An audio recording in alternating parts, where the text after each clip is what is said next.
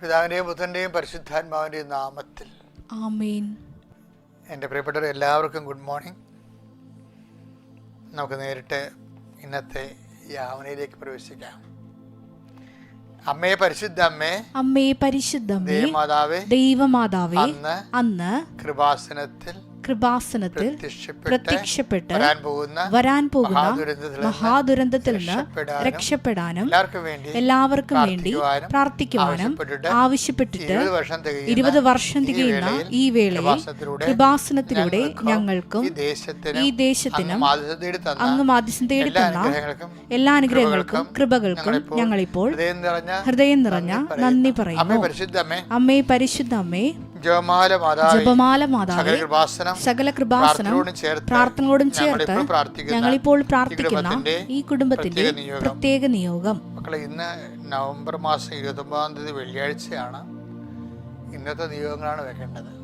ഇന്ന് നിങ്ങൾ ഇന്നത്തെ ഉത്തരവാദിത്തങ്ങൾ, കർത്താവിൻ്റെ സഹായം ആവശ്യമായുള്ള എല്ലാ മേഖലകളും, യാത്രകൾ, സംരംഭങ്ങൾ, ചർച്ചകൾ, രോഗസൗഖ്യം, ജോലി, വീട്, വിവാഹം, വഴി, വിസ, ഇങ്ങനെ എന്തെല്ലാമാണ് എൻ്റെ മക്കൾക്ക് ആവശ്യമുള്ളത് ആ മേഖലകൾ. ഇനി വേണ്ടത്ര ഭക്തിയോ വിശ്വാസമോ തോന്നണില്ല എന്നുണ്ടെങ്കിൽ തോന്നണില്ല എന്ന് ദൈവത്തോട് പറയണം. അങ്ങനെ പറഞ്ഞാൽ ആ വിശ്വാസം നമ്മളെ വർദ്ധിപ്പിച്ച് ദൈവം തരും.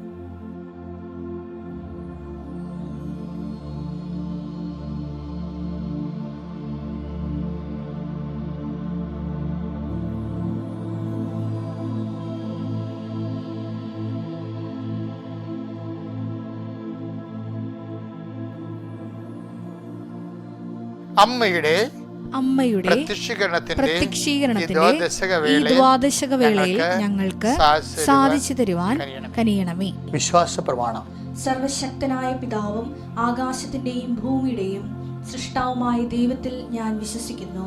അവിടുത്തെ ഏകപുത്രനും ഞങ്ങളുടെ കർത്താവുമായ ഈശോമിശിഹായിലും ഞാൻ വിശ്വസിക്കുന്നു.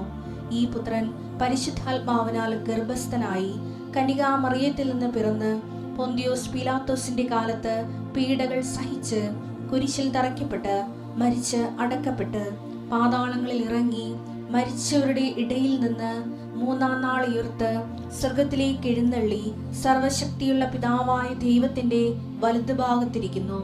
അവിടെ നിന്ന് ജീവിക്കുന്നവരെയും മരിച്ചവരെയും വിധിക്കുവാൻ വരുമെന്നും ഞാൻ വിശ്വസിക്കുന്നു. പരിശുദ്ധാത്മാവിലും ഞാൻ വിശ്വസിക്കുന്നു. വിശുദ്ധ കത്തോലിക്കാ സഭയിലും പുണ്യവാന്മാരുടെ ഐക്യത്തിലും പാപങ്ങളുടെ മോചനത്തിലും ശരീരത്തിന്റെ ഉയർപ്പിലും നിത്യമായ ജീവിതത്തിലും ഞാൻ വിശ്വസിക്കുന്നു. ആമേൻ. സുഖസ്ഥനായ ഞങ്ങളുടെ പിതാവേ, അങ്ങയുടെ നാമം പൂജിതമാകണമേ. അങ്ങയുടെ രാജ്യം വരണമേ. അങ്ങയുടെ തിരുമനസ് സ്വർഗത്തിലെ പോലെ ഭൂമിയിലും ആകണമേ. അന്നു വേണ്ടുന്ന ആഹാരം ഇന്ന് ഞങ്ങൾക്ക് തരണമേ. ഞങ്ങളോട് തെറ്റ് ചെയ്യുന്നവരോട് ഞങ്ങൾ ക്ഷമിക്കുന്നത് പോലെ ഞങ്ങളുടെ തെറ്റുകൾ ഞങ്ങളോടും ക്ഷമിക്കണമേ. ഞങ്ങളെ പ്രലോഭനത്തിൽ ഉൾപ്പെടുത്തരുതേ, തിന്മയിൽ ഞങ്ങൾ രക്ഷിക്കണമേ. ആമേൻ. നന്മ നിറഞ്ഞ മറിയമേ, സ്വസ്തി. കർത്താവ് അങ്ങയുടെ കൂടെ സ്ത്രീകളിൽ അങ്ങ് അനുഗ്രഹിക്കപ്പെട്ടവളാകുന്നു. അങ്ങയുടെ ഉദരത്തിൻ ഫലമായി ഈശോ അനുഗ്രഹിക്കപ്പെട്ടവനാകുന്നു. പരിശുദ്ധ മറിയമേ, തമ്പുരാന്റെ അമ്മേ, പാപികളായ ഞങ്ങൾക്ക് വേണ്ടി ഇപ്പോഴും ഞങ്ങളുടെ മരണസമയത്തും തമ്പുരാനോട് അപേക്ഷിക്കണമേ. ആമേൻ. കർത്താവിന്റെ ഉന്നതമായ നാമത്തിന് സ്വസ്ഥം ചെയ്യുന്നു. കർത്താവ് അതീവ പ്രസരിപ്പോടെ ഈ പൊന്നുഷസിനെ നിന്റെ നാവ് വിളിച്ച് അപേക്ഷിക്കാൻ ഇടയാക്കിയതിൻ്റെ കരുണയാണെന്ന് ഞങ്ങൾ കരുതുന്നു. കർത്താവ് നിന്റെ അവകാശം ഓഹരിമാകുന്ന തിരുസഭയുടെ നീ കരുണയായിരിക്കണം. അങ്ങയുടെ മക്കൾ നെഞ്ചിലും നെറ്റിലും മുദ്ര വാങ്ങിച്ചിട്ടുള്ള വിശ്വാസത്തിന് മുദ്ര വാങ്ങിച്ചിട്ട് അങ്ങയുടെ മക്കൾ നമ്മുടെ ശിരസുകളെ അങ്ങയുടെ തിരുസന്നിധിയിൽ കൈകൾ കുപ്പി നിൽക്കുന്ന ഈ പ്രഭാതത്തിലെ നിന്റെ തിരുമുറുവാർന്ന വലതുകരം മക്കളുടെ ശിരസിൽ കൊടുക്കണം പ്രാർത്ഥിക്കുന്നു. അവിടെ യാത്രകൾ, എൻ്റെ കാലുകൾ മലയാളികളുടെ കരുത്ത് നൽകണമെന്ന് പ്രാർത്ഥിച്ചതുപോലെ കർത്താവ് മക്കളുടെ സഞ്ചാരം, ഇന്നത്തെ യാത്ര എവിടെയെല്ലാമാണോ ആരെല്ലാം കണ്ടുമുട്ടുന്നു, പോകുന്ന വഴികളെ സംബന്ധിച്ച് പ്രാർത്ഥിക്കുന്നു, കണ്ടുമുട്ടുന്ന വ്യക്തികളെ സംബന്ധിച്ച് പ്രാർത്ഥിക്കുന്നു, ഉപയോഗിക്കുന്ന വാഹനങ്ങളെ സംബന്ധിച്ച് പ്രാർത്ഥിക്കുന്നു. കർത്താവിൻ്റെ കരുണ, കർത്താവ് ഞങ്ങളുടെ അശ്രദ്ധയിലും ഞങ്ങളുടെ പലതരത്തിലുള്ള മിസ്സിംഗ് ആയിട്ടുള്ള സമയങ്ങളെല്ലാം കർത്താവ് നിൻ്റെ പ്രത്യേക പരിപാലന ഞങ്ങൾക്കുണ്ടാകണമെന്ന് പ്രാർത്ഥിക്കുന്നു. ദൈവത്തിൻ്റെ കരുണ നിങ്ങളിൽ ആവശ്യിക്കട്ടെ. നിങ്ങൾ പോകുന്ന ഇടങ്ങളിൽ കണ്ടുമുട്ടുന്ന വ്യക്തികൾ ചെയ്യുന്ന പ്രവൃത്തികളിൽ എല്ലാം പരിശുദ്ധാത്മാ ദൈവമാതാവിൻ്റെ മധ്യസ്ഥത്തിന് കർത്താവിൻ്റെ വലിയ അനുഗ്രഹങ്ങൾ നിങ്ങളെ ചുഴന്നു നിൽക്കട്ടെ. എൻ്റെ കർത്താവ് അവിചാരിതമായ കാരണങ്ങൾ, ആകസ്മിക സങ്കടങ്ങൾ, ഞങ്ങളുടെ അവകാശം ഒക്കെ ജനങ്ങൾ നിന്റെ നാമത്തിൻ്റെ ശക്തിയാൽ തിരുത്തത്തിൻ്റെ ശക്തിയെ സംരക്ഷിക്കപ്പെടട്ടെ. എൻ്റെ കർത്താവിൻ്റെ ഉന്നതമായ നാമത്തിൽ നിന്റെ രോഗപീഠകളെ കർത്താവ് ഏറ്റെടുക്കട്ടെ. നീ കഴിക്കുന്ന മരുന്നുകൾ, നീ ഡെയിലി കഴിക്കുന്ന, തുടർച്ചയായി കഴിച്ചുകൊണ്ടേയിരിക്കുന്ന മരുന്നുകൾ നിൻ്റെ ജീവിതത്തിൽ നിന്ന് എടുത്തു മാറ്റാൻ നിൻ്റെ ദൈവം നിന്നെ അനുഗ്രഹിക്കട്ടെ. നിൻ്റെ വലിയ ശക്തിയിലേക്ക് ആവശ്യിക്കട്ടെ. ഉള്ളംകാലം വരെ കർത്താവിൻ്റെ രക്തം പടരട്ടെ. എല്ലാ കോശങ്ങളിലും, പേശികളിലും, അസ്ഥികളും, അസ്ഥിക്കുഴകളിലും, ശരീരകോശങ്ങളിലും കർത്താവിൻ്റെ രക്തം നിറയട്ടെ. മാരക രോഗങ്ങൾ, തീരാവേദികൾ യേശുവിൻ്റെ നാമത്തിൽ മാറിപ്പോകട്ടെ. എൻ്റെ കർത്താവിൻ്റെ ഉന്നതമായ നാമത്തിൽ, സഭയുടെ അധികാരത്തിൽ നിൻ്റെ ജീവസന്ധാന മാർഗങ്ങൾ, ജോലിക്ക് വേണ്ടിയുള്ള ശ്രമങ്ങൾ, നഷ്ടപ്പെട്ട ജോലി, ജീവിതത്തിൻ്റെ തകർച്ചകൾ, ഭാര്യ ഭർത്താക്കന്മാരെ വിഘടിച്ചും ഭിന്നിച്ചും ഇരിക്കുന്ന അവസ്ഥകൾ, ഒരുമിച്ച് ജീവിക്കാൻ ആഗ്രഹിക്കുന്നവരുടെ ആഗ്രഹങ്ങൾ പ്രാർത്ഥനകളായി കർത്താവിൻ്റെ തിരുസന്നിധിയിൽ സമർപ്പിക്കുന്നു.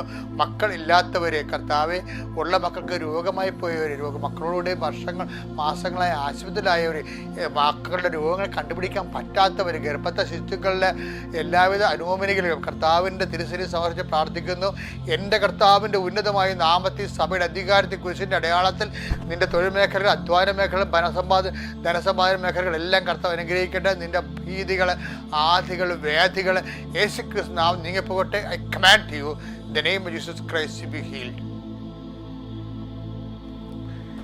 എൻ്റെ പ്രിയപ്പെട്ടവരെ, ഇന്ന് നമ്മൾ നവംബർ മാസം 29 വെള്ളിയാഴ്ച വായിക്കുന്ന സുവിശേഷം 2 വചനങ്ങൾ വായിക്കും. അധ്യായം ഒന്ന് തന്നെയാണ്. ലൂക്കായുടെ സുവിശേഷം 4-ാം അധ്യായമാണ്.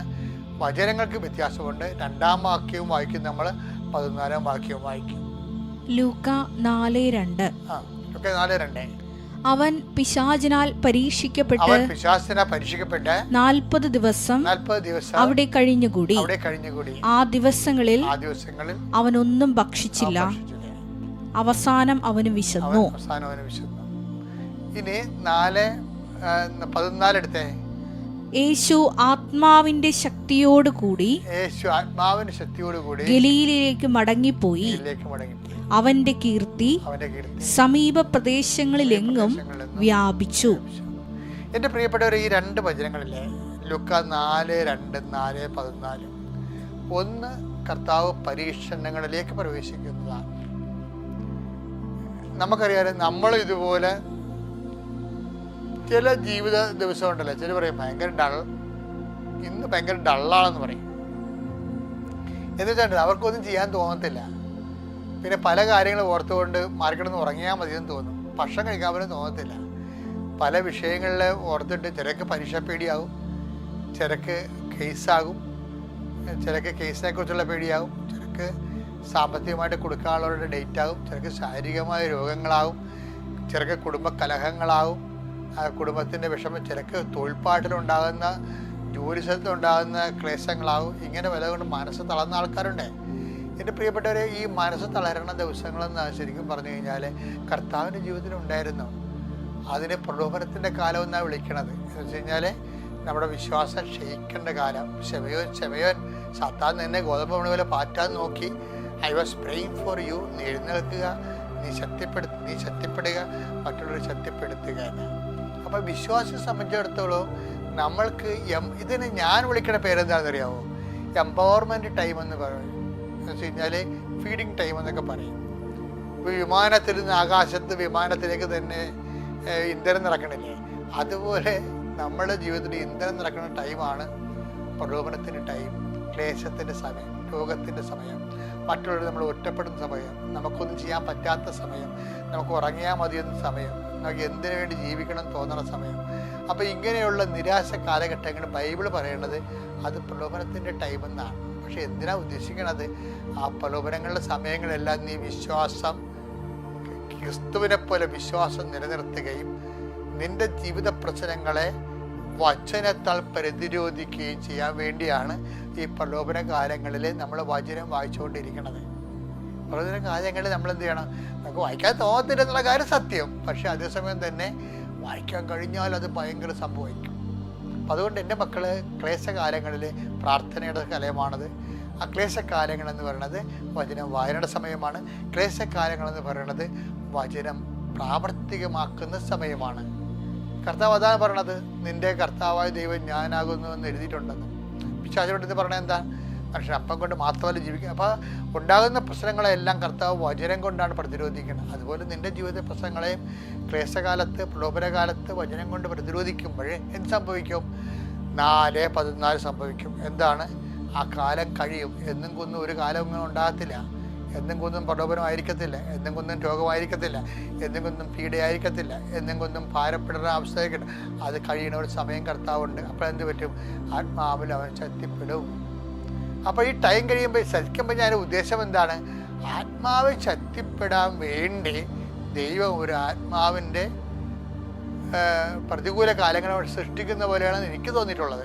അപ്പോൾ അതുകൊണ്ട് എന്തെങ്കിലും സംഭവിച്ചു കഴിഞ്ഞാൽ അത് പ്രാർത്ഥനാകാലമാണ്, അത് വചനവായൻ്റെ കാലമാണ്, എംപവർമെൻ്റ് കാലമാണ്, ഫീഡിങ് ടൈമാണ്, ഫീലിംഗ് ടൈമാണ്, ഇന്ധനം നിറക്കുന്ന കാലമാണെന്ന് ഓർത്തുകൊണ്ട് ഇന്ധനം നിറച്ചുകൊണ്ടേയിരിക്കണം, പ്രാർത്ഥിച്ചുകൊണ്ടേയിരിക്കണം, വചനം പാലിച്ചുകൊണ്ടേയിരിക്കണം, വചനം പ്രാവർത്തികമായിക്കൊണ്ടിരിക്കണം. അപ്പോൾ ആ ടൈം കഴിയുമ്പോൾ വിൽ ബി എംപവേർഡ്. മറ്റുള്ളവരെ ശക്തിപ്പെടുത്താൻ വേണ്ടി മാത്രം നമ്മൾ അതിനെ അതിജീവിച്ചിരിക്കും. അങ്ങനെ ഒരു നല്ല കാലം നിങ്ങൾക്ക് വരട്ടെ. ദൈവം അനുഗ്രഹിക്കട്ടെ. Praise the Lord.